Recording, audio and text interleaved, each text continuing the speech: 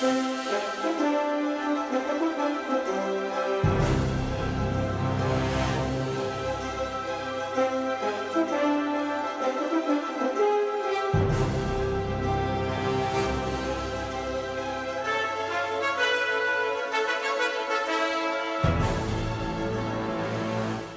don't like mad.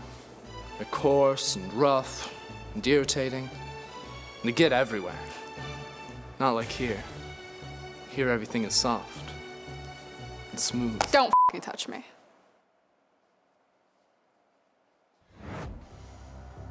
I killed them. I killed them all. They're dead. Every single one of them. But not just the misfits, but Vitality and Origin too. They're like feeders, and I slaughtered them like feeders. I hate them! Did you ever hear the tragedy of FLICKR the Wise? No. I thought not. It's not a narrative the casters would tell you. It's an LEC legend. FLICKR was a dark lord of the mid lane. So wise and so powerful, he could use his W to steal summoner spells, to create wins. He had such a knowledge of the dark side. He could even use his power to prevent teams he cared about from losing. Is it possible to learn this power? Not from a caster. Gilius, I told you it would come to this. Fnatic and G2 are taking over. You fool! The Schalke miracle run cannot continue. Your plot to control the region is over. You have lost. Now, you will die! He's a traitor! Stop him! I have the power to save your run to Worlds. You must choose! Execute Order Null Fear. Yeah, Vedius is down, the Tom Kench is down, the show has been stopped. Master Gilius, there's too many of them. What are we gonna do?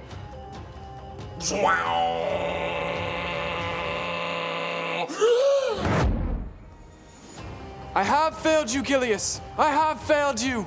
I should have known G2 were plotting to take over. Gilius, Schalke no fear is evil. From my point of view, G2 are evil. Well, then you are lost. It's over, Gilius. I have level 18 smite. You underestimate my power. Don't try it. You were the garbage one. It was said you would miss playoffs, not join them. Bring balance to the LEC, not leave it in darkness. I hate G2! You were last place, Gilius. I loved memeing you.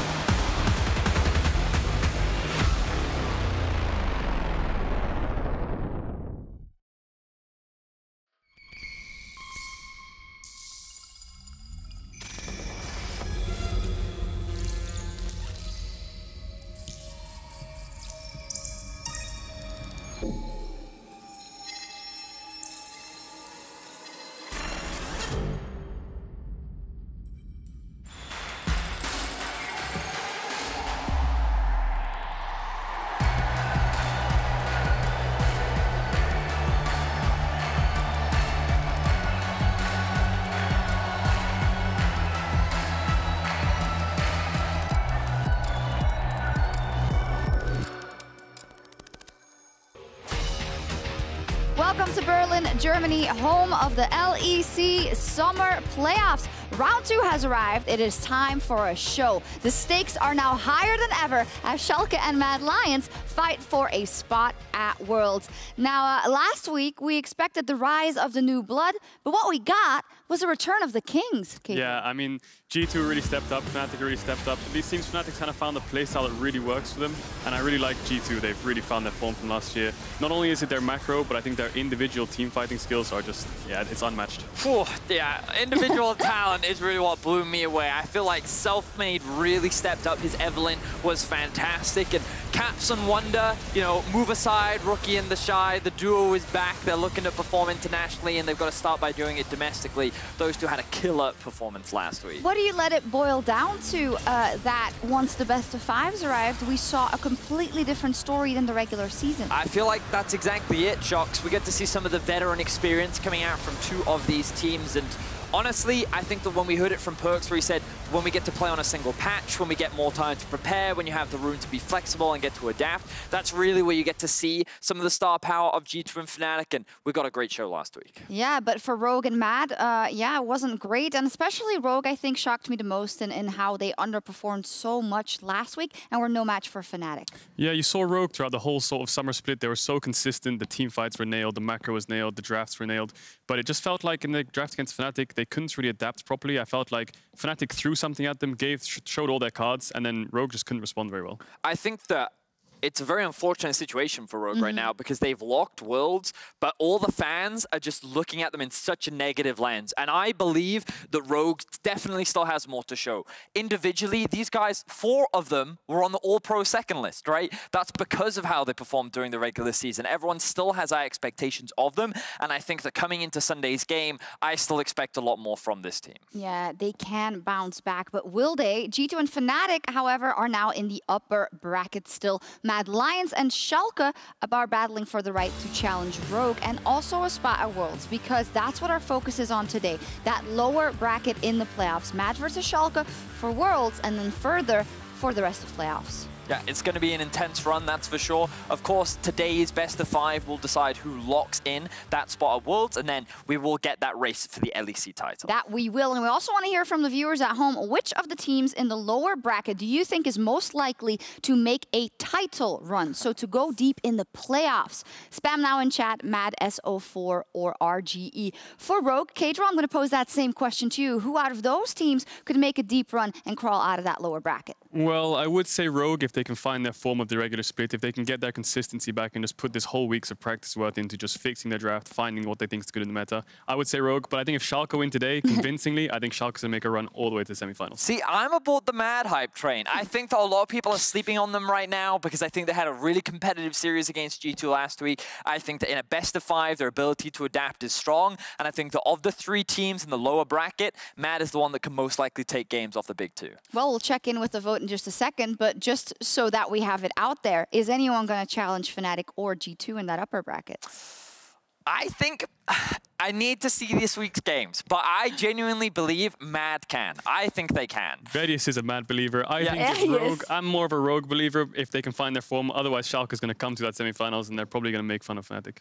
Oh, make fun of Fnatic. People at home, 80% voting for Schalke, no fear. I mean, yeah, the hype train, there's just nothing to be done about it. We did see a lot of great performances last week, also individually. Vedius, who were your standout players in that first round of playoffs? Well, Sjokz, I had 3, and that means I need to go over to the 3 wall to highlight my 3 talented players from last week. Starting off with the man in the mid lane for Fnatic, it is, of course, Nemesis. Now, Nemesis has received so much criticism this split. Fans have been asking for him to be benched. We as analysts have been touting him as one of the worst performing mid laners this split, but coming into playoffs, he found champions that worked for him, and oh boy, did he perform. Nemesis stepping up was invaluable for Fnatic as he helped them secure that very important 3-0 against Rogue. Of course, he's not the only mid laner on my list, because how could I not bring up the man himself, Abadage. This man has been on a tear since the Schalke Miracle run has begun.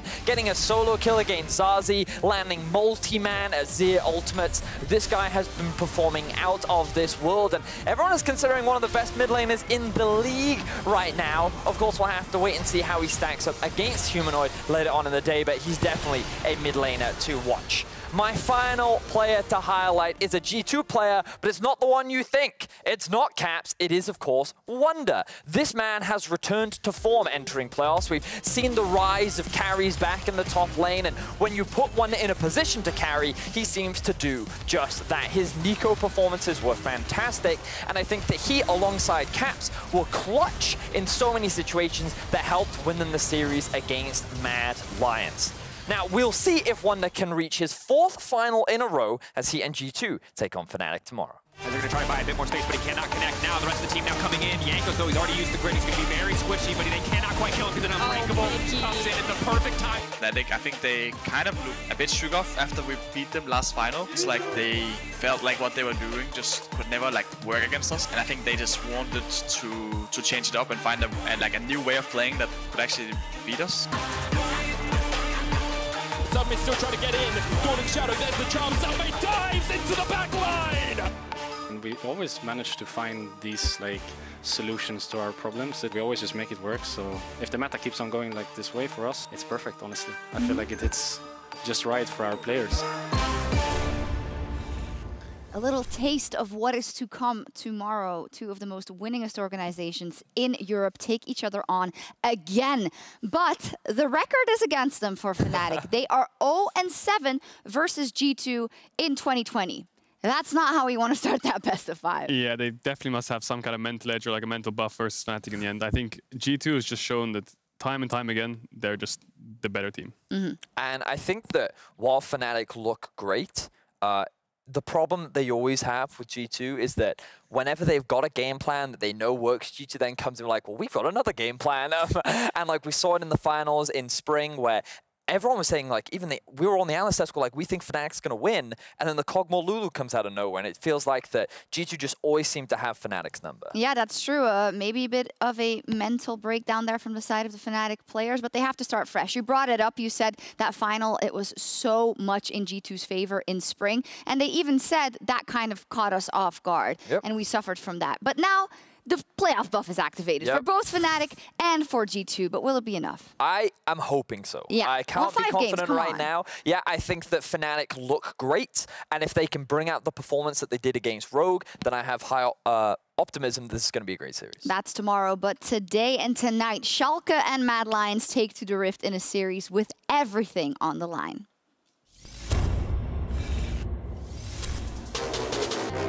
Next week is going to be really hard because the team that we're going to face are at a higher tier, I think, than what we faced so far. The fact that we are here is because we've been working and improving. Get themselves a TP too, in fact, and we'll be able to get this. Oh, and he gets a solo kill off a Doggy! You didn't even think it was possible. He just runs the man down. Oh no, hits him once. That's going to be a sleepy Aurelia. The follow-up is there. All too easy to take him down. Cat's getting lower and lower. The shield is too little too late. Now looks like Jankos is just next on the menu. Boar for dinner. Not going to be a problem as Rome finishes that one off. And that now poised to just take the bear. We all have the drive to be the best and we want to win. We just want to improve from every loss. Everyone wants to win LEC. It would mean that I have fulfilled my dream basically of becoming the best in Europe. So that would be quite nice.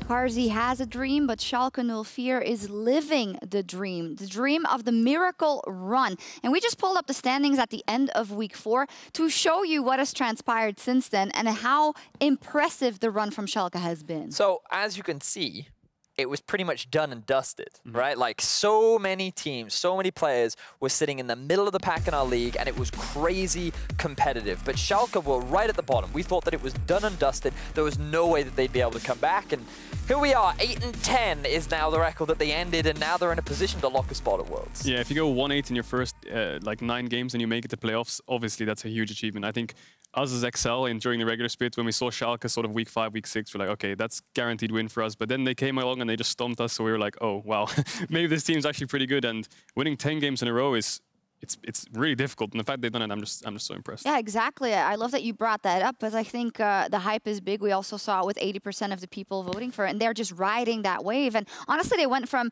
a miracle run to this might be one of the best teams in the league. We don't want to go too far, but until they stop winning, what can you really say about this squad? I mean, that's the thing. It's difficult to criticize them. Then whatever it is that they're doing, no team seems to be able to find an answer for it. They have not lost the game in so long, and I think that this is more than just about a miracle run. For me, this is about Schalke making European history. H2K did a very similar thing not too long ago, but they got knocked out in the first round of playoffs. Whereas if Schalke win here, they can lock a spot at World, and then everyone gets to go on Twitter and tweet out, where were you when Schalke was, I was here, I got to watch. And so I think I'm really excited to see if that reality does come. I think what you said is the most important point. No one's been able to find an answer yet. It's been like 4 or 5 weeks, 10 games in a row, and no one's found an answer, not even Mad Lions. No, they haven't. But now let's look at their opponents and Mad Lions, because with this whole hype around Schalke, we're forgetting how hyped we actually were about the Mad Lions, and rightfully so. A fantastic, mostly rookie lineup that has been playing phenomenally and experimentally all year, I should say, and could be the next rookie team to make it to Worlds. And it's all getting lost, but they deserve so much praise for what they've done so far. Yeah, you can't take it away from them. Second in the regular split, they were holding first for quite a long time. I think that they had so much creativity and innovation throughout the regular split. They came up with so many different picks, and they brought picks to Europe, which people actually took from them and started using themselves. So not only are they just such a good team, like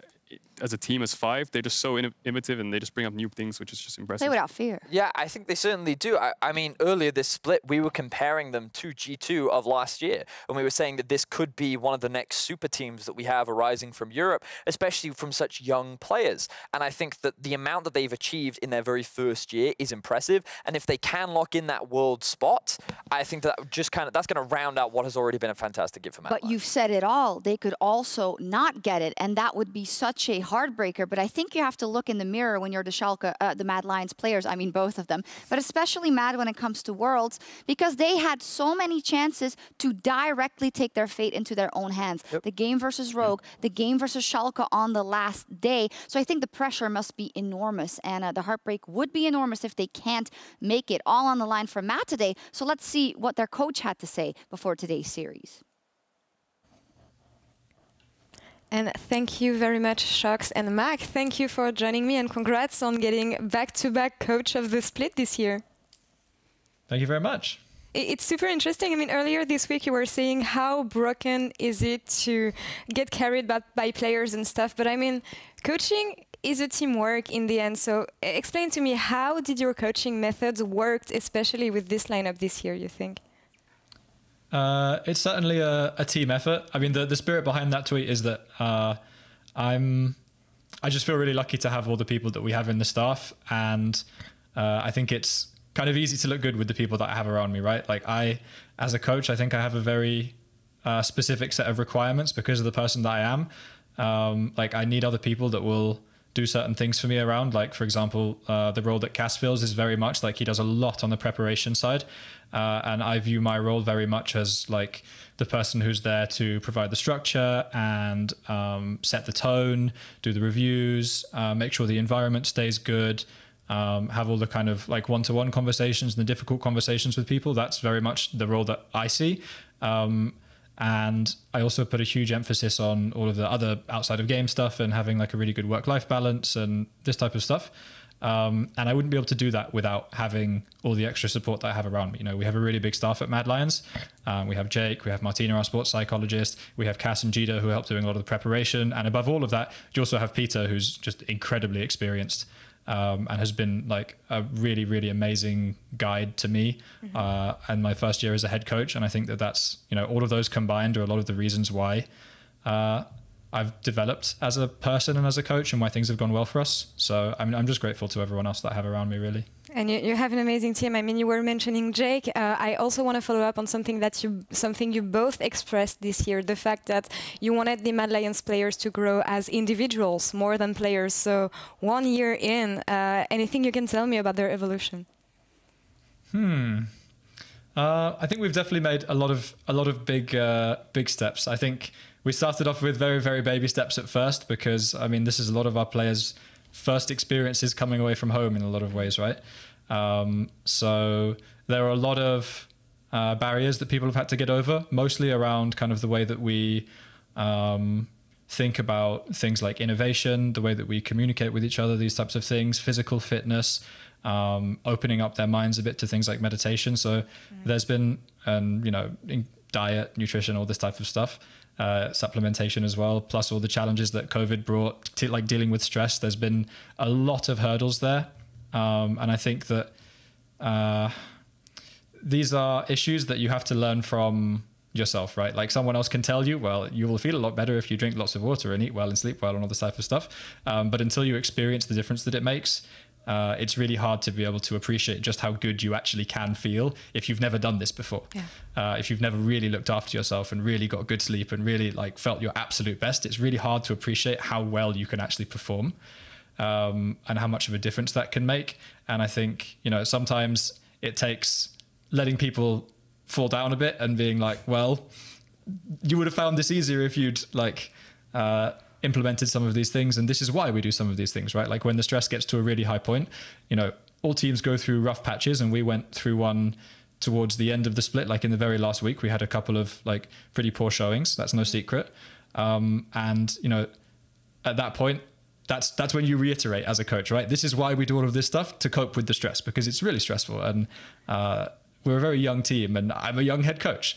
So all of that extra stuff that we do, that's why it's there, right? And hopefully it comes to fruition now, and that we're in a good enough place that, you know, all of our good habits are still in place, and we're still disciplined, and we're still in our routine, and we still have all of our structures and everything in place. Because I like to think that when you come to playoffs, you don't, as a team, you don't rise to the occasion. You fall to your kind of highest level of preparation. And the preparation in this case is all of the good habits that you've built up beforehand, you know, getting good sleep for the last couple of weeks, so that actually when you're really stressed in playoffs and you wake up super early because you're stressed, then some of that can help carry you through. Or having the good habits that when you're like in the middle of a game in like a do or die situation in a best of 5, some of the structures that we've talked about day in, day out for like 6 to 8 months now, some of those carry you through because they're just automatic. And that's the purpose of everything we do. And that's what we'll have to show today. I mean, you still have your fate in your own hands, but that may be the last chance you guys get here. And so is for Schalke. That's what leads me to my last question. What do you think of their dominance throughout the last week, and especially against SK last week? I think SK didn't really challenge them very much, so which is unfortunate for us because we didn't get to see see kind of how deep their champion pools run and see what they look like when they're pushed. So I think they had a bit of a free series against SK, to be honest with you. We'll see how that continues today. Exactly, we'll see how they clash against you guys today. Mac, thank you very much for the interview, and good luck against Schalke 04 today. Cheers. Thank you very much. Always lovely to hear from Mac. And as said, back-to-back coach of the split. But now it is for all the marbles. Laure also asked about last week. And let's pull up the gold graph of how hard Schalke dominated SK. Now, I do think he made a fantastic point there, Caedrel, just about, yeah, the fact that if this happens as the enemy team, you don't have that much to scout because you don't have a lot of material. Yeah, I think if you look at the Mad G2 series, Mad really got pushed. They had to come up with things that they maybe weren't as comfortable on, or things that they didn't really want to show. So when it came to the Schalke series, they just 3-0 stomped them. I think 2 games in a row, they played almost the same comp, the Hecker Moriana, with just a different top, maybe same AD carry, but they really won't push that much. I feel like Schalke also demonstrated how dominant they can really be. And I think that's one of the craziest things. Because remember, not that long ago, they were 1-8, and they were the team that we had written off. And now you see those gold graphs behind us where they are just they're keeping things relatively neutral, and then all of a sudden, straight spike up. And it's very reminiscent of what we saw from G2 last year, where the moment they get to the mid-game, suddenly they turn it on. And I think that's what's so impressive. Not to say that they play like G2, but they are very dominant in a way that no other team right now we're seeing. I mean, you said it. You used them in the same sentence. Get your your tweets ready, rather. But let's talk a bit more about Schalke and how they get that advantage and how they are able to accelerate. What do they go for in terms of compositions? So I really like Schalke's way of drafting. They don't necessarily draft champions to win lane or to counter the enemy champions as much. You know, they don't pick 2 individual champions which don't work together, but they counter the enemies. They pick champions that work together and they synchronize. You can see the comp behind me. You can swap out most of these champions with their champion pool. You know, you can throw in a Shen Kha'Zix there, which is what they really like. You can even throw like a Renekton Sejuani in there, and it feels like they're baseline support always comes from every role. So they can have like a utility mid, like the Galio or the TF. They can have a utility top, like the Shen. They have utility junglers. They have utility AD carries, like the Senna and the Ashe. So they're just so flexible in draft that it feels like they can do any style they want, really. And I think what's interesting is, so that's the bit that I would challenge a little bit, because I would say that their style to me seems similar in every game. It feels like that they have a very safe bot lane in terms of like utility, where you often see an Ashe, a Senna, or an Ezreal. You'll often see like a scaling carry in terms of the Zoe, Azir mid. And I think that, but some of the pieces often change. So I think the comps often have a similar goal, but I think the way in which they approach it is very different. I think that kind of highlights what Caedrel is saying, where it's very easy for them to actually just change individual pieces out or duos out, but their comps often just want to do the same thing. And I think that consistency in your approach to the game helps them a lot, because they don't have to split push. They don't have to like change the way like waves are managed, right? They can just do the same thing over and over, just with slightly different pieces. And a good point by Mac, but they could.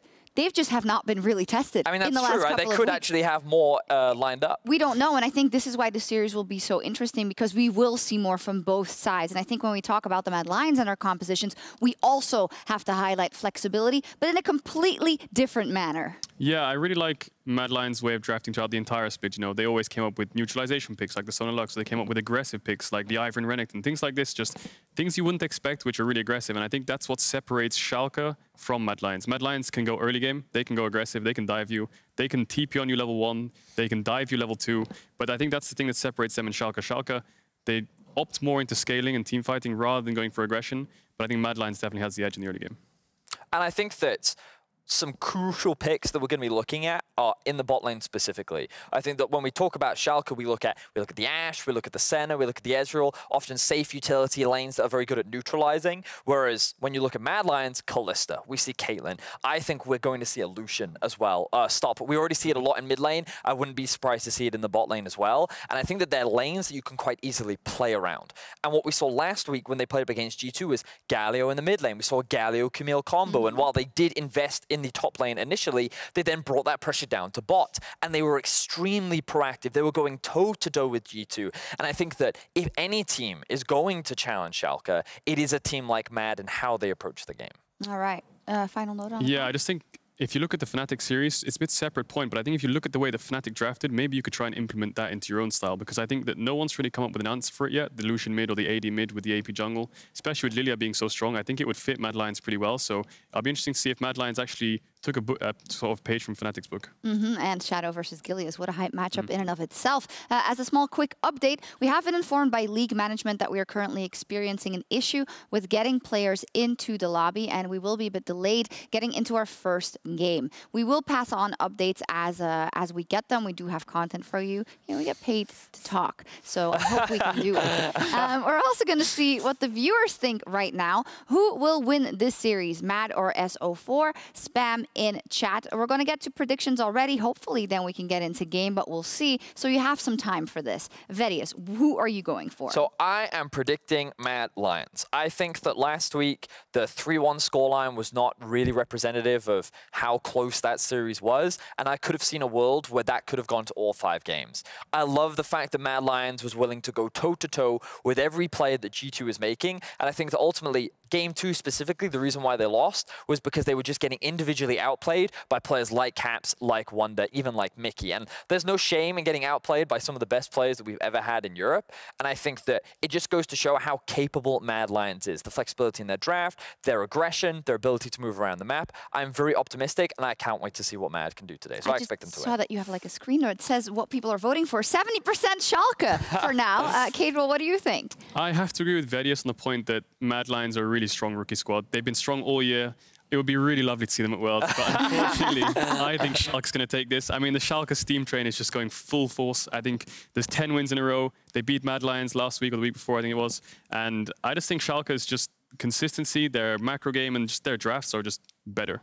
I think the dream dies today. I think this is it. I don't think Gilius is making it to Worlds. I think, Matt, I think it's rookies. You and rookies. I think it's going to be it. Yeah, we'll see. I mean, Mac can... Juggling skills. What's that called in English? Juggling. I didn't know. Jongleren in Dutch. What I want to get at, as we still have a little bit of time... Wait, that's... What? Oh, what?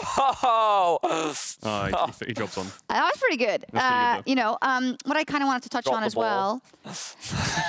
Enough. Oh, man, when we get into territory where we haven't prepared, I really need to, like, keep these all in check, because otherwise I'll go off the rails. What I wanted to talk about was just the amount of stress and kind of pressure. And I think Schalke has really shown that it is not affecting them. They have also said that continuously throughout the interviews in the last couple of weeks on a 10-game winning streak. You've talked about the fact that it's very hard to keep that going, but they seem to be unaffected entirely. The Mad Lions, on the other side, even though there's a fantastic system in place, it must be in the back of their heads. We let it slip through our fingers a couple of times, and now we're here, and we got to play Schalke in a best-of-5. How do you think that will affect them? Well, I think that Mad Lions, like you said earlier, they've had a lot of opportunities to go to Worlds now. This is their last chance. This is the ultimate last chance they'll have all year long to make it to Worlds, and it's just on one best-of-5. So they better prepare really well for this, because, like you said, it's the only last chance. So I think obviously there's going to be so much pressure on them. They've done so well throughout spring. They came like 3rd in the playoffs. In the summer split, they almost finished 1st, and now they might miss Worlds by just one best-of-5. So there's a huge amount of pressure on them. I can't imagine how much momentum Game 1 would give either team. Yeah. I agree.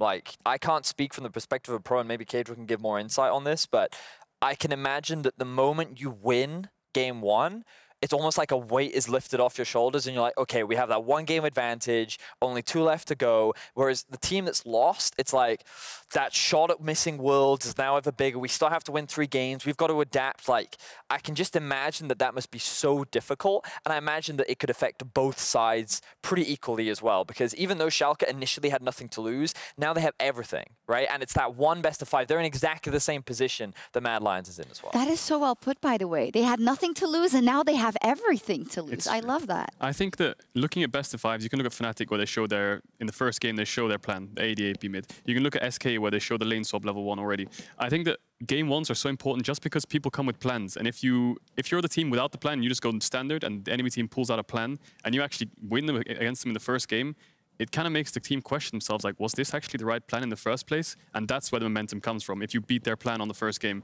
If both drafts are kind of even and like comfort picks, then the Game 1 doesn't matter too much. But if they come in with a plan and they lose with it, that's when the best-of-5 starts to swing.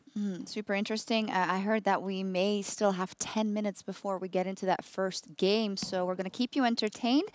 We also have an interview for you, because earlier we spoke to Neon about what it was like playing on the LEC stage a while ago, I guess. Let's check in with him. Okay, so the journey was very difficult, or like for me personally, I have always kind of been in LEC and I've always been hovering. I was always subbing into the last place teams, you know, and I was always like the guy who kind of subbed in but didn't make a difference, you know, in the last places. So this year I thought that it was just gonna be like all over the same, you know, but I realized that if this is gonna be me for the rest of my career, then I'm not gonna be seen in LEC like again, you know. So I honestly went all in on everything. Like every single one of us went all in and did their absolute best, whether it comes to like preparation, putting in additional time in solo queue, or just making sure the practice in scrims stays good and the atmosphere is good. Especially for me, this is huge because I finally get to show that I can compete and I am on the LEC level. And there's no one who like outshines me, that it's finally time to start showing that, especially to my family and friends, that like all this time it didn't go to waste, that me putting school, friends and family aside was actually for something, you know, and that, yeah, that I can play on the highest level.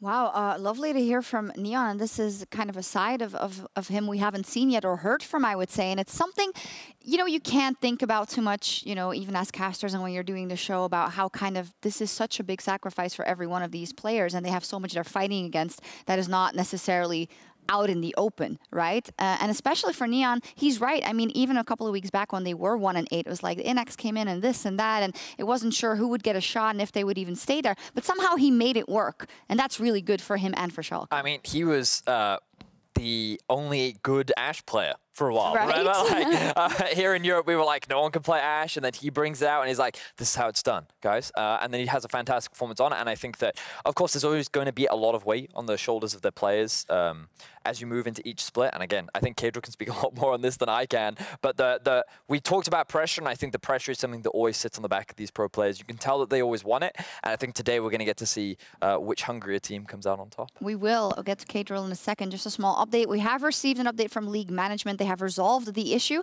Players are getting into Champion Select right now, and we'll get it on your screen in about 8 minutes. So let's immediately jump right onto that. I also kind of want to talk about what we've seen from him. You said like the only Ashe that was winning in EU, actually, in Week 8. Also that they default to Senna a lot. What can you say about Neon's style and the role he's played for the team, and how you think it could get exploited, or they can show us different things in this best of 5? I feel like Neon was just the perfect fit for Schalke. You had a lot of carries already, and he slipped in as a carry or a utility player, which is what the main whole idea of Schalke is. Every player can fit that role. And I think Neon, like he said in his interview, he's been on teams, bottom teams. He's not really been able to shine. He's not really been able to have his chance. But now that he can play a supportive style with a team with really strong players on it, he's really starting to shine with the Senna, with the Ashe, with the Ezreal. And I feel like he's got a bigger champion pool, but I think that the meta is really fine for him right now. The Ashe, the Senna, and the Ezreal, I think that 2 utility champions and some sort of a scaling carry is exactly what they needed. And I think that within Axe, he had more of a hyper carry play style. Yep. And I think that Neon slotting in here with the utility style is really good for them. And Neon's the kind of player who's been so high elo in solo queue for so long, many, many years. And now he's finally got his chance at playoffs. He's got a shot at Worlds. And I mean, he must be over the moon. It's man, the story is just too crazy. For both sides, you know? I think, yeah. What I find fascinating is that in Europe, we have this tendency of sending teams that you don't expect to Worlds, right? Like Misfits is a good example, and probably the most well-known one, considering they took SKT to the 5 games. We had Vitality, who didn't qualify, but were a game off.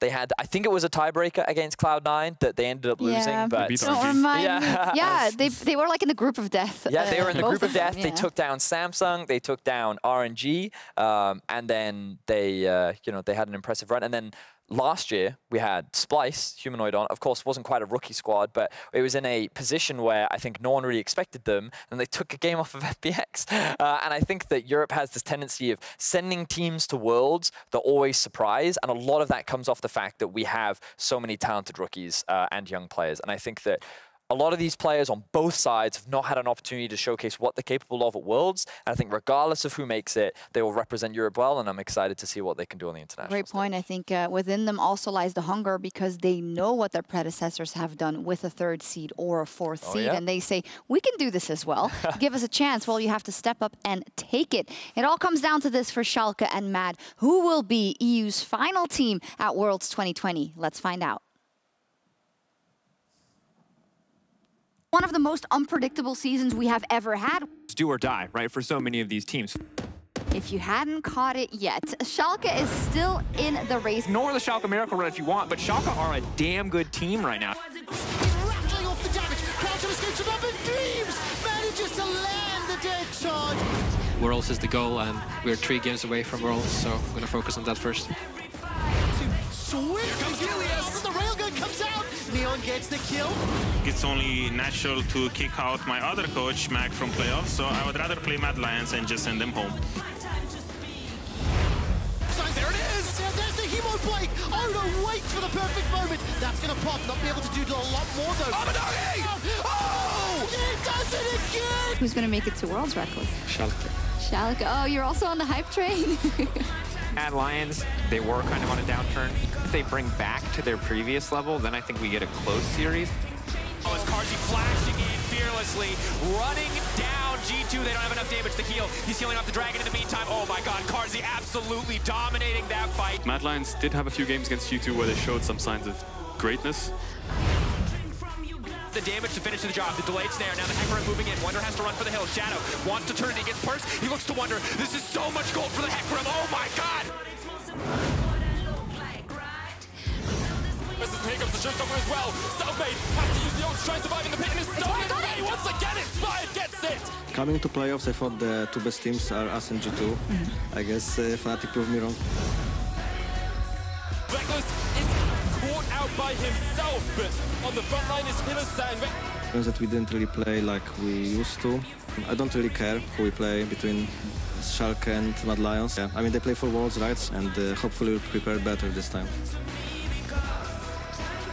Making Worlds, yeah, you must be incredibly relieved that Fnatic had such a good showing. This tower, ooh, Finn, no, this could be dangerous. Good barrels. Innocent flashes in with the play, TP's gonna come in, but there's the Requiem. They go from 0-3 to 3-0, they come out of groups. This is a team that's very hard to doubt. Our games today, I feel like my team did so well. I don't know how to put it in any different way. On its way up for Reckless, and the gun connects. Selfmade has shown that he can play on carries, he can play on tanks, his jungle pathing is incredible, his stats are amazing. Selfmade is a very good jungler when he's on a carry. Right now he's hovering around the bot lane, he has his eyes on Hans Summer. Hans Summer has cleansed, has flashed, Selfmade dives in, Hans Summer has no chance. It's super exciting to see that we can still do it, you know, at the end of everything, even if we've had a tough split. Reckless, you get another shot at G2. I feel like it's gonna be a banger once again. At the end of the day, I think G2 and Fnatic will perform in playoffs. G2 has really risen in the last couple of weeks. Space is possible to Rome is going down. In the meantime, Caps is still alive, but there's too many members of Mad left standing. Caps wants to turn it dash, auto, trying to finish it. Carzzy goes down. He cannot be stopped in this exchange. Triple kill coming in for Wonder, and Caps carries the fight. When G2's on a roll, they are the best team in Europe, and I don't think that's really disputable. Is it G2 versus everyone else these playoffs? It's Caps versus everybody else. Once Caps started winning, he never stopped. This man is unstoppable. The pullback, will they look for the re-engage? You can tell that they're debating, but the minions are already pushing into the base. The more time, oh my god, the damage from Caps. 25 stack Magi, he's just playing with his food, leaping in, leaping out. It'd be a bit different to old Fnatic G2 series, where it's sort of tank junglers. This might be a full-on scrap between Jankos and Selfmade. Going to crash this wave, Jankos making sure that Wonder's probably not going to get dove. Using Glass Cone though, he's going for the game. That's so much CC, now they're going to be in trouble. That is the power of this champion. The pullback, Arome now trying to run to safety, Facebreaker. Where's it going to go? Jankos waiting, trying to find 2 kills. You cannot never ever count Fnatic out. I think they can come back very strong. I want the toughest competition possible so that we can learn and be stronger at Worlds. Mad Lions and their crazy play style and their innovative picks across the board. The anti-meta team is what they've been called. The team is just showing versatility, adaptability, and in recent weeks, consistency as well. We don't right now know who the best team in Europe is. If there was a year for them to do it, we've said it before, but I think this is the year. G2 or Fnatic have won every single title in the EULCS/LEC outside of summer 2014. Will we see a new champion, yes or no?